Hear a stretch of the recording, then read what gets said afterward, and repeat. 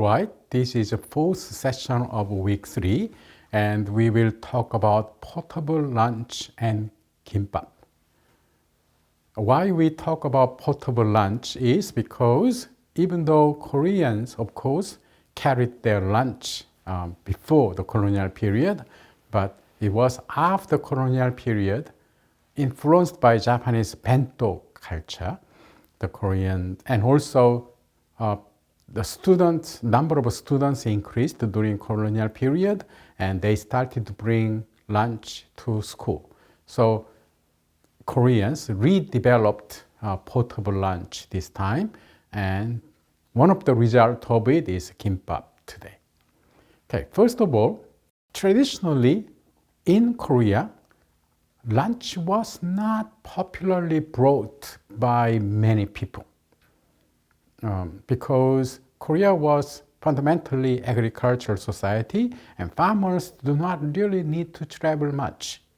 And the only people who travel were some yangban who wanted to take a civil examination in the capital Seoul, and they would travel and maybe their servants would carry their food.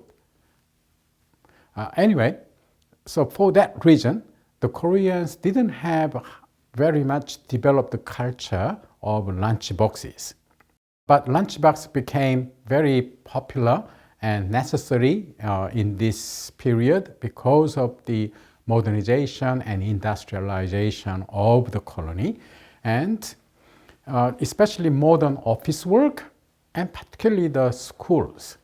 The Japanese lunchbox was adopted widely by these workers and students.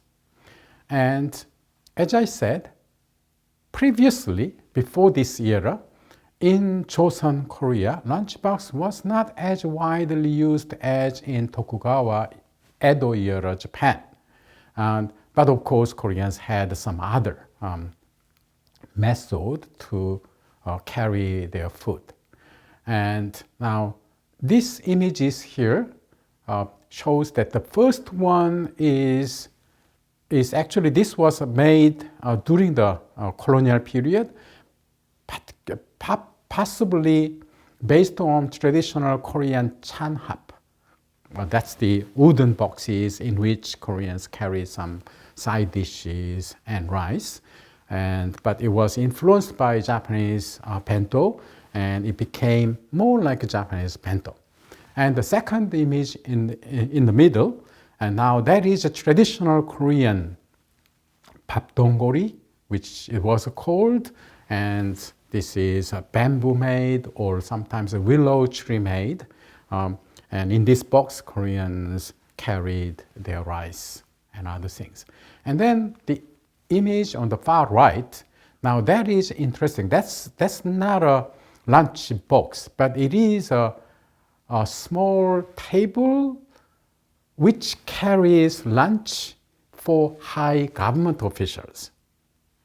When government officials work in the palace, at the court, their servant had to bring the food for their masters working in palace.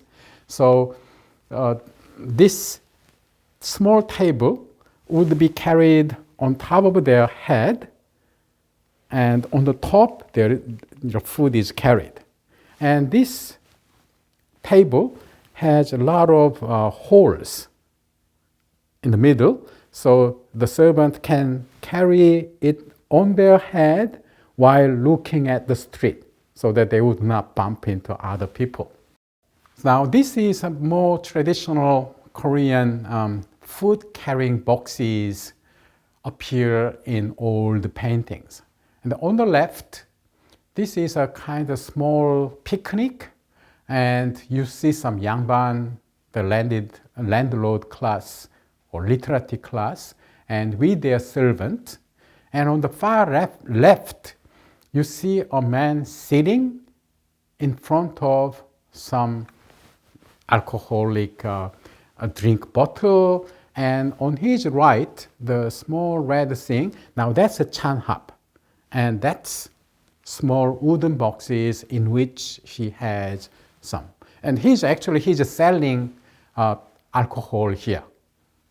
And when people buys his alcohol, he would give them some small side dishes.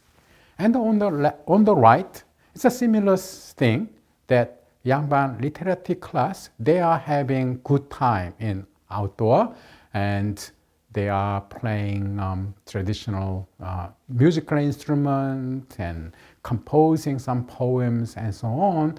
And also here on the far left, their servant is boiling something that could be tea for them. And on the far right, you see small the boxes, and now that's possibly the food container. Famous Korean food today. And when this was invented is controversial. There are some people that this came from during colonial period, and some others say no, the Koreans had the gimbap before colonial period. We don't know exactly, but in general, we can guess that gimbap might have existed in Korea before colonial period, but because kim itself, the seaweed itself, became widely available after the colonial period, so it is more logical to guess that maybe the popularity of gimbap came to exist during colonial period rather than before.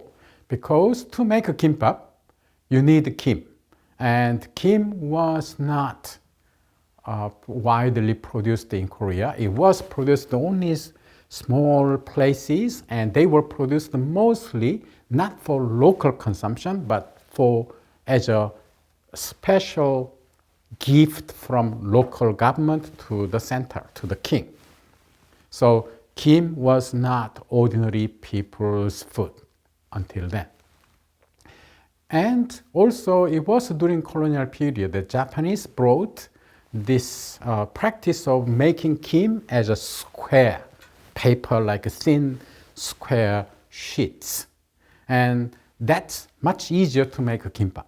This food during colonial period and even today, that's a typical food for school excursions. When children goes to school, send children outdoor for daily some special activities, and mothers would prepare gimbap lunch box. This resembles Japanese makijushi, and or rolled sushi or sushi rolls, and also it is similar to Japanese onigiri and musubi. So maybe it was influenced by Japanese makijushi practice. However, this kind of practice of colonized people imitating the food of colonizers are common. For example, one example is the image at the bottom. You see that's a Vietnamese banh mi sandwich. And in Vietnam, Vietnamese breakfast is typically the French baguette bread, which was influenced by French colonialists. And French people would make a nice Western style sandwich with that bread. But Vietnamese, for them to consume that Western style sandwich was too much, and they didn't like what French people put inside the bread. Bread is good, but not the inside. So Vietnamese would adopt the shell, the bread part, but removing the Western, the French one, they filled in with Vietnamese pickles of vegetables and some meat and even chili pepper. So that became banh mi in Vietnam, and this is one of the most popular food in Vietnam, and gimbap resembles this. If gimbap was from makijushi, maybe Koreans didn't like what Japanese food inside of gimbap, so they removed it and fill it with Korean taste food such as beef and some cucumber, fried cucumber and fried carrots and so on, and that became the today's kimbap. So I try to make this connection between kimbap and French banh mi, which are both the legacies of colonialism and how colonized people creatively and actively transform the colonizers' food and create their own. And as you know, kimbap is globally popular these days, and so has been the banh mi.